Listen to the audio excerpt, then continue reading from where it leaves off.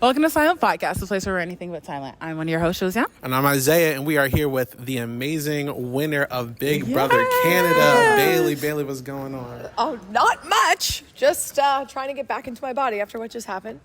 Honestly, I'm so excited to talk to you. You seem like a woman on a mission. That's right. From jump, you said even preseason, we knew you wanted a woman to be at the end.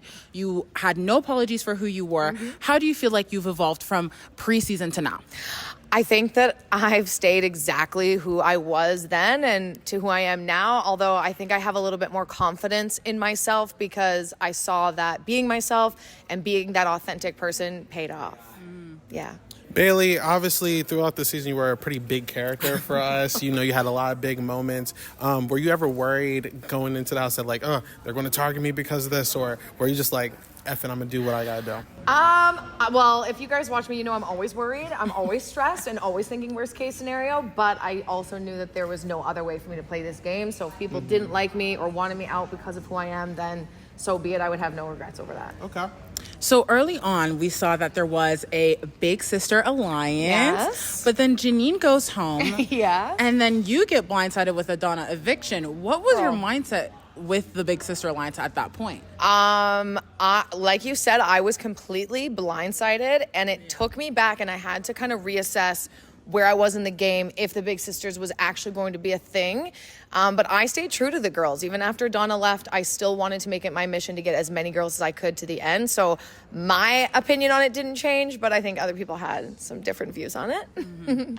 All right, so with that, obviously, because you were working with the girls a lot, we did see you get super close with Todd. Yes. Do you think, given a certain situation that you got to pick, would you rather sit next to a girl still, or are you picking Todd? That would have been a very difficult decision for me, but I still would have chosen to pick a girl. Okay. I was staying true to my word this entire time. Although I got very close with Todd, I trusted Todd 100%.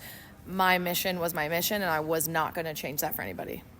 So Todd was definitely a part of your pivot, but Anthony also was a fundamental part of your game. We felt like 100%. There were some ups, some downs. So why did you open yourself to working with Anthony after targeting him? I learned very early on that Anthony is a very powerful player. And I also learned very early on that I'm not going to get him out by myself.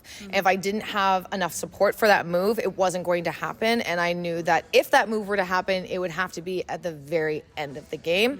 So I decided to work on my relationship with him, make him trust me as much as possible so that if that move was made, it would be by me. Okay. During the week, actually, you know, because you just started getting close to Anthony, we did also see you kind of in the middle with another vet, Victoria. That's right. Obviously, you guys sent her home.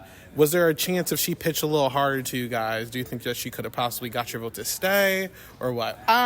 If Spicy didn't vote to evict me when Avery and I were on the block, I absolutely would have kept her. But that contributed, amongst other things, as to why she had to go. And when she was put up on the block, she didn't really campaign to me or make me feel like I was her number one in this game. And she was truly mine. So it made my decision a little bit easier, but it was still very heartbreaking for me to let her go.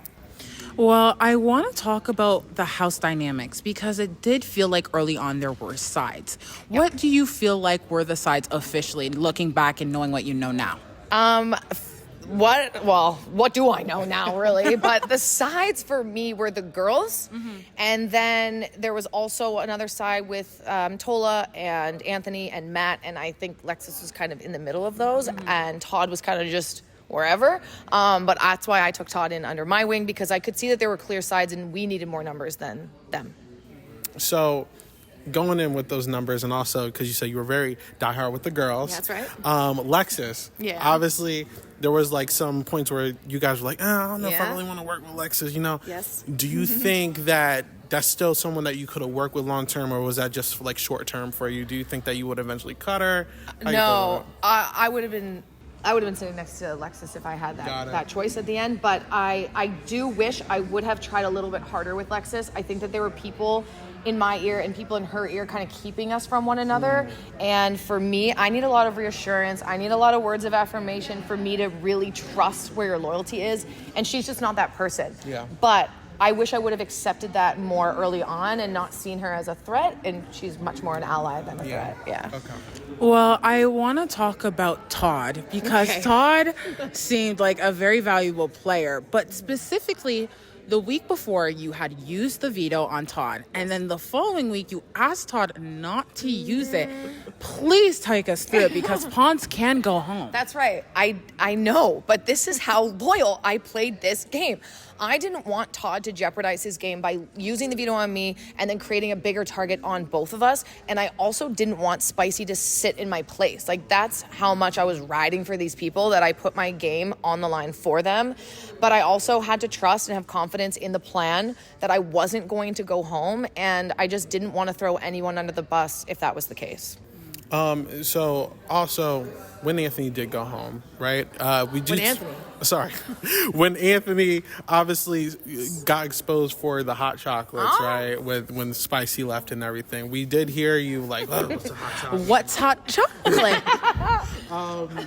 With that, did that really affect any way that you were going to like move forward? Because I don't know if you realize, but you really just incorporate yourself in between both of the vets, where you really worked your way from the bottom to the top, right? So did that information, like, what did you do with it? Was there any further conversations about that? Because we only saw a little bit of it. Yeah, when Spicy exposed the hot chocolate, it made me realize, A, she wasn't fully working just with me, and B, Anthony's withholding some information. Yeah. And he's promising me I'm his number one. We're going final two. That's something that should have come up. And it also made me think, if Lexus is part of this hot chocolate alliance, then what's stopping him from taking her to final two? Because I was never in an alliance with him. So it definitely got my wheels spinning. I'm always suspicious, but that made me definitely a lot more suspicious. And it kind of made my decision of what I wanted to do when I got to final three easier. Okay. If you had to encapsulate what your journey was overall, how would you define it? Because here you are, winner of the season. My journey in this game was truly a roller coaster. It was very up and down. It was exciting. It was scary. I was stressed. It was everything put into one. All the emotions you could possibly feel in one game. That's how I felt my game was. I was never steady. I was never stable. So obviously you're the winner now. Yeah. What week do you, not even week, just what moment do you think really showed you, like, I think I can actually do this thing? Because obviously, as she said, the Donna week, you kind of felt like you were at an all-time low. When do you feel like, I think I got the hang of this, I have an idea of what I want to do now? It really kind of clicked for me once we got down to the final five. Okay. And I took a look around, and I had Todd, I had Spicy, Anthony was there at Lexus. Like, I said to myself silently, I'm going to win this game. Okay. And it felt like the right people had left at the right time, and the path was cleared for me to make that happen. Okay. Well, I feel like a very pivotal moment in this game was the double eviction. Yes. You went to Spicy V, and she said, who do you want on the block? And you said, Tola and Lexus, and it happened. Do you low-key feel like it was your HOH? I feel like a couple of times when Spicy was HOH, it was my HOH, okay? Because the executive veto, she didn't know what the hell she was doing. I had to go in there and snap her back to reality and tell her, no, you're not using this on Tola, you're using this on Todd. No, you're not putting Todd on the block, you're putting up Lexus. Like, come on. I had to explain to her why she had to do the moves that she had to do. If you want to call it my HOH, we can. I mean, talking about crazy scenarios like that, you also had a whole challenge where you had worms and all that crazy stuff. What was going through your mind through that? Like, did you know you would be able to do that? Or I'm very stubborn, and I have very good willpower. If I want something, I'll get it. And if I just have to stand still and bear those elements, I knew that my head was strong enough to do it. I just stayed very laser focused on the task at hand. Okay. I feel like we can't leave this exit interview without talking about your facial reactions because, Mama, you gave us meme packs for days. This is what I'm hearing. And I want to know, what moment do you think really had you shook the most? The moment that Donna went up on the block. I think my jaw was on the floor. I was holding my heart from coming out of my chest. That was truly, I have never felt my body go so cold so fast. That was the most shocking moment for me by far this season, but I'm sure that my face has said it all throughout the entire time. And we lived for it. We lived for it. So we are coming down on time. I guess my last question is, first of all, you're the winner. Yeah. Do you see yourself coming back if invited? And also, what do you think you're going to do with your winnings? Oh my God. First of all, hell yes, I would come back and do this again. It's the best experience of my life. What I'm going to do with these winnings, I'm going to support my family, help them out in any way I can, and I'm going to go celebrate and spend it. Okay, as you should. Well, I want to thank you so much for your time and say that it's nice to have a woman winner after 6 years. You're welcome. It's been a long time coming. And thank you so much. Thank you you. Played a beautiful game. Thank you so much. Thank you. All right. Welcome to Silent Podcast, a place where we're anything but silent. I'm one of your hosts, Josiane. And I'm Isaiah, and we're here with Dougie-licious. Anthony, what's going on, bro? What's going on, man? Thank you for having me. Well, I'm excited to talk to you. The man has so many nicknames. King of the Himalayas, King of Richmond Hill, all of the things. Yeah. But you were the twist of the season. Yeah. From day one, you walked in. What were your expectations? Did you know that you were going to be one of 2 All-Stars, or were you expecting something else? I had no idea, to be honest. I kind of mentally prepared for anything. Regardless if it were newbies or a couple All-Stars or full All-Stars, I really thought that I would be the number 1 target walking into the house, and I was. And I had to, use my social game, work very quickly to kind of dig my nails into the cast and put myself in a position where, once again, I wouldn't be thought for eviction or to be nominated. Mm-hmm. So, it was tough in the first week. I had to basically make a move to not get any blood on my hands. And I convinced the entire house to vote unanimously. Mm-hmm. When I was up for eligibility to be on the block the next week, I had to rely on, again, my social game and the fear of putting somebody like me on the block and not hitting your shot. Yeah. Anthony, obviously, real quick, you played such an amazing game. Honestly, I've been watching Big Brother for years, and I was just like, this is one of the craziest things I've ever seen. So you should be proud of yourself, bro. You did such a great job. Obviously, your first season, you were part of the Pretty Boys. This time, you're part of Hot Chocolate. Yeah. Do you think that, obviously, being in an all-women's alliance this time around, do you think it made the season a little bit harder for you? Or because, obviously, it seemed like you're trying to balance the other side of the house as well. Yeah. I mean, there's not too many cons when you're playing with the pros at the end of the day. Mm-hmm. When I was brought the idea of Hot Chocolate by 4 women who had already come up with a name for it, I would have been an idiot to think that they would have brought me to the end and gotten in between them. So I had to take my time, learn them, understand them, watch their movements, their behavior, their patterns, see what they're capable of. Yeah. And unfortunately, I had to evict every single one of them. Each one of their departures was solely up to my decision. Mm-hmm. And I felt as if I had went to the end with one of them, they would have voted for me. And in that final vote, I definitely had to make a very difficult, heartbreaking decision. But I didn't come here for a black woman to win. It would have been great for the culture, would have been great for the game, but that's not good for the Big Valboski. So I had to make a tough decision, and I got myself into the final 2 chairs and unfortunately lost. Well, I want to touch a little bit about pre-jury because it felt like it was your domain. Yeah. Early on, you had a conversation with Spicy V, and you said we need to get rid of the superfans, and that you did, starting with Janine, Donna, Dennis. Yep. What do you think enabled you to do those moves and really get rid of those targets from jump? It comes down to understanding your players. In Art of Betrayal, which was the first HOH of the season, the one that I won, you can really see how in tune I was with some of the other players. I knew what they were thinking just by a few conversations with them. I'm very emotionally intelligent and very observant. So for me, looking at the players who would be a detriment to me getting to the final 2 chairs, acknowledging how dangerous they would be should they have gotten power, it was definitely one of my strengths.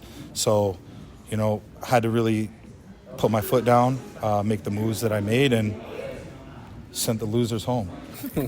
Listen, I respect the trash talk, bro. You got to do what you got to do, especially for good TV. Yes, sir.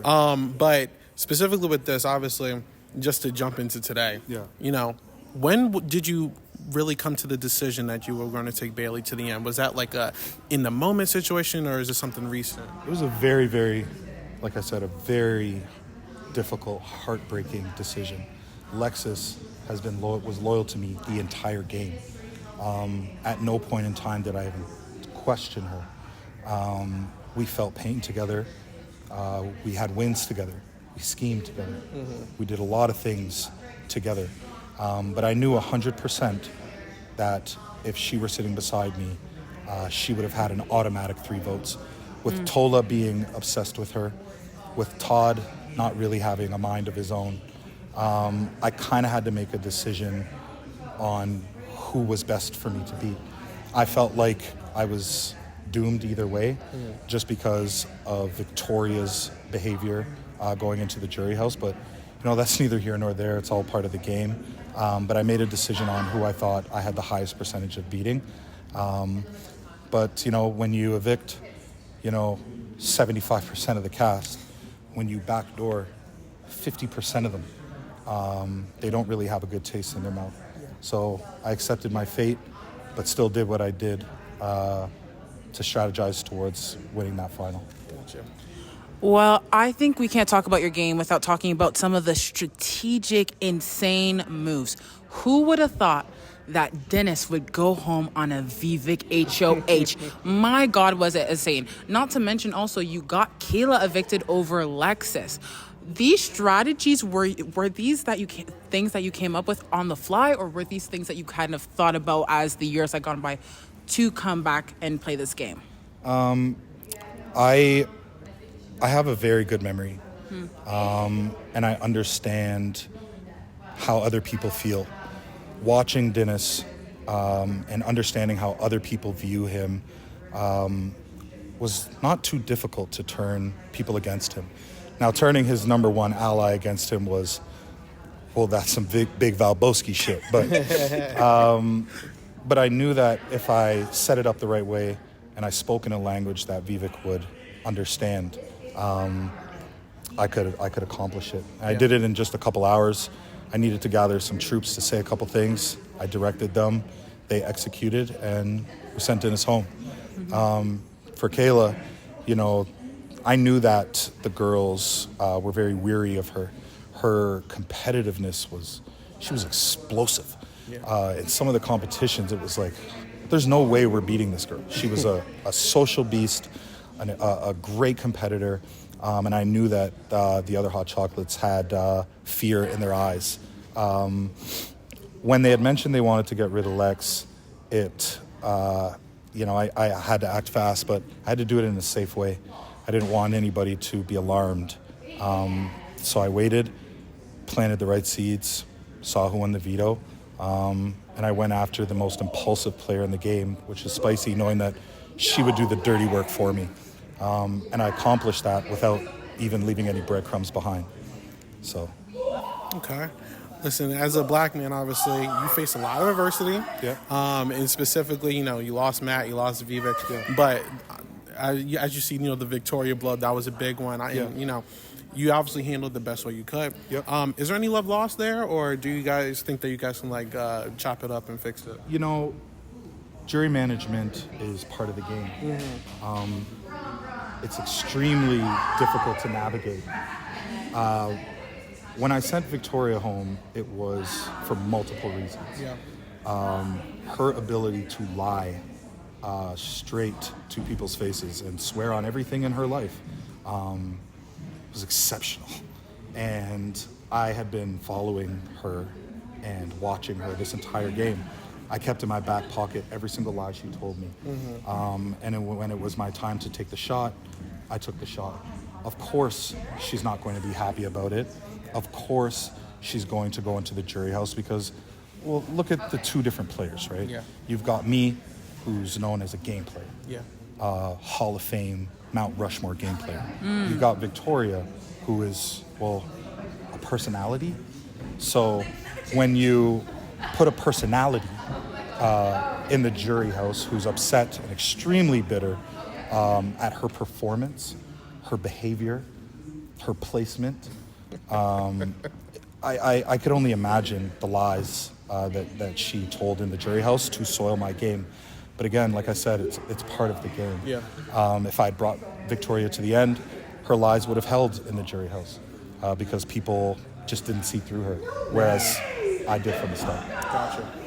Well, we have one last question for you, but I do want to take the time to highlight the fact that you came in and you had so much going on in your life.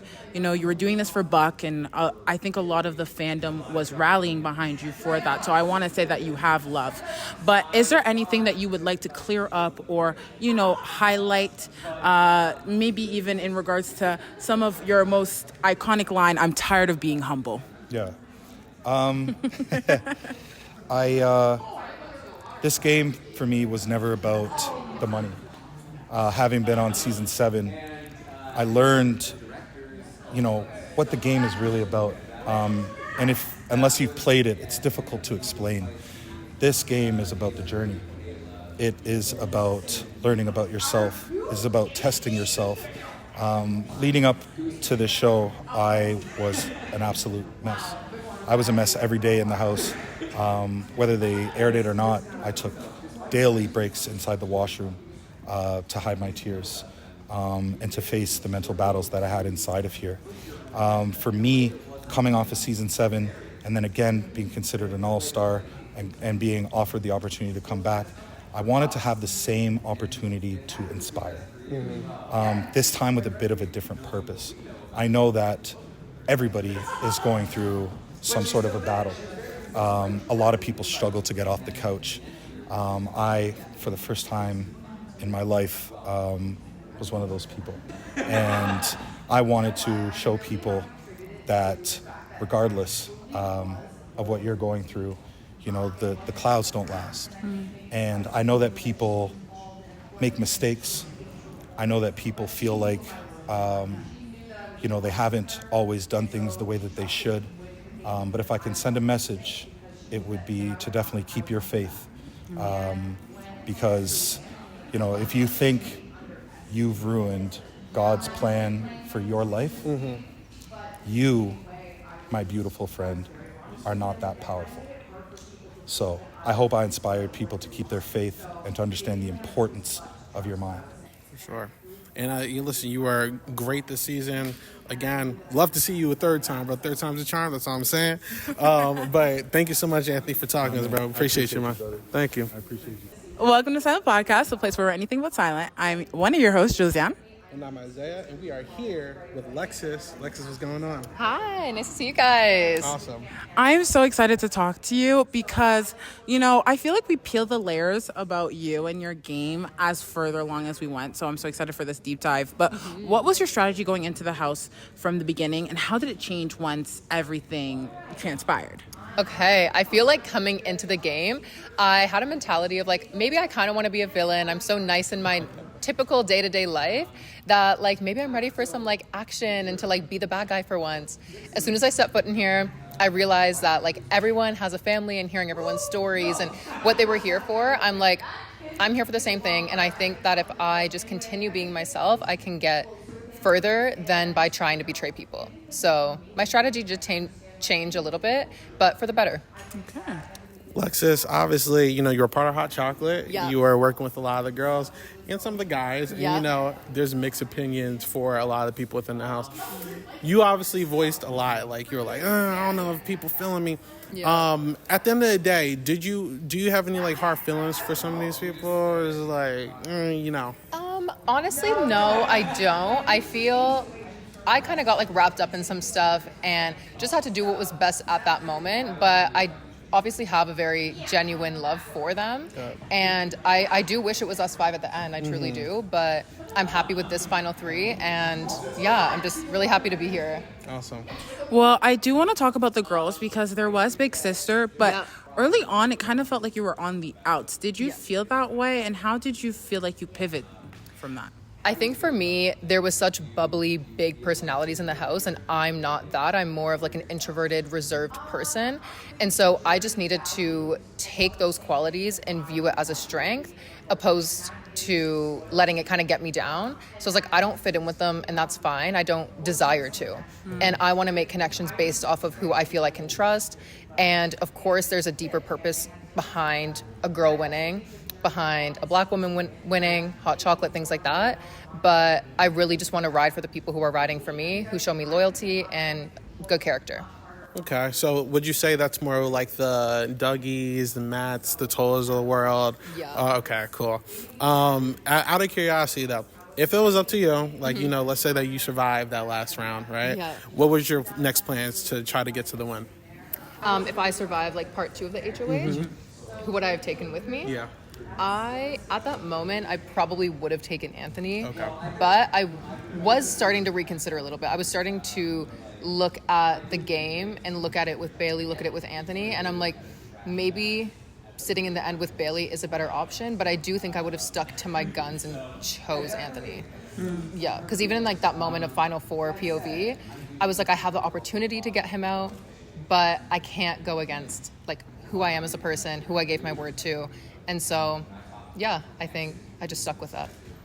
Well, we have to talk about Matt because he was a big part of your game. He was. So when I think initially we saw it as the girls were telling you to get close to Matt, but then naturally that was just someone you clicked with. So where do you think things stand now? Are you hoping for anything? What's the tea? I just think I met him and I wasn't expecting to meet somebody so amazing. And when I met him, I'm like, I deserve this. I deserve a man who's very loyal to me, who's good to me, who looks out for me. And he just is always so uplifting towards me. And that's just something I've maybe kind of like lacked in my past. And so to have him and have that was really, really special. And yeah, I can't wait to see him. Even like on stage, seeing him, like, I miss you, like, come here, you know? So yeah, I'm really excited to see him. You did something super strategic with Matt. It was during the executive veto. Yes. You actually decided to like not give him the veto to kind of like, was that to keep good faith with the women, or like what was the strategy there? Honestly, looking at how people were sitting down and the motion of what was going on, I knew that if I sat down Kayla or sat down Avery, he was going to be next anyways. So at that point, I'd be exposing my game and I wasn't prepared to. I knew that Matt would understand, and I knew that he knew if I didn't choose him, he would be next anyways, and we would probably be on the block the following week. So it was definitely strategic, and I'm happy that he understood. So I want to take the time to kind of clarity into things, because there were some jury comments about you potentially just being carried by Anthony. What do you have to say for those comments, and what would have been your plea to the final 2? My plea to the final 2 was people might have thought I was carried by my alliance, but my alliance was actually my biggest enemy. They were the ones who put me on the block. They were the ones who backstabbed me, wanted to backdoor me, didn't look out for me, and I brought Anthony. He wouldn't be sitting here if it wasn't for me, and vice versa, you know, and I give him credit for that. I would never take that away from somebody. And yeah, my alliance was my biggest enemy, and I prevailed and got through that. So I mean, just to stack up on that, obviously, when Vic, you know, she had her blow up, and then she left, she blew up the hot chocolates. Yeah. I asked Anthony about this. I want to ask you about this. The questions about the hot chocolates, how did you like handle that off screen? Because we didn't get to really see everything. Yeah. Did you tell him about it? Was it like a kept secret between you two? What was it? We told Bayleigh and Todd. We were just very transparent and open about it. The thing is that Spicy didn't expose hotter chocolate, which was the girls, and I had a respect for her for that. And so I was still able to keep myself under wraps a bit, knowing that I probably had Avery, Kayla, and Spice's vote, which is huge. And so that was still something that Spicy graced me with, and I'm grateful for that. Speaking of that, the week Spicy was evicted, were you open to maybe keeping her and not following on with that plan? Or what was your mindset facing that dilemma? Honestly, I believed a lot of it because she had spoken to me about a lot of people. She was always kind of talking behind people's backs. You know, she made a comment about me in some outfit, blamed it on Kayla. Kayla told me it was Spicy. Like, just, there was always mess and always too much going on. There was a lot of inconsistencies, and I felt that she was looking out for herself mainly in this game, which I understand, but she wasn't really looking out too much for me. That's how I felt anyways, so. Going into the finale, obviously, you know, you just got voted out, and you know, everything's going a million miles a second. What made you vote the way you did? Honestly, the final pleas really had a big influence. I think that Anthony really sewered himself. He thought that winning HOHs was more important or held more value than POVs. So it's like, a win is a win, and to take away from other people to make yourself feel better just didn't sit right with me.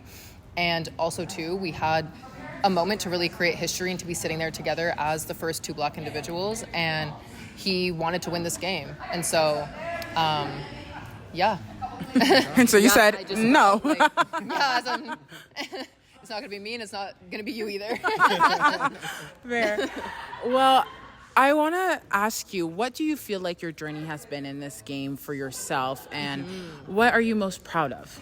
I feel I'm most proud of never shape-shifting myself or morphing myself to fit in with the crowd. I think that I'm a very exclusive person, and I played an unconventional game by being a little bit more quiet, being a little bit more reserved.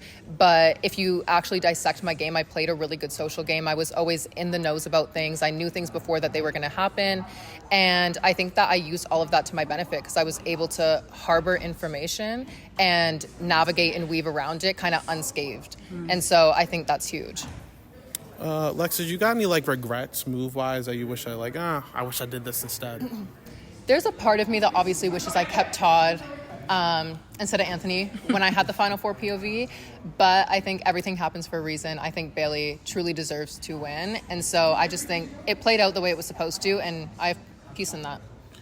Well, I want to say thank you because, you're someone who fully owns themselves. Thank you. And it's nice to see different facets of Black women. Yep. I feel like people focus on one or there's a stereotype. Yeah. And you were giving us face stoic, but you were also so real. Like you had moments of realness. So what do you feel like representation means to you?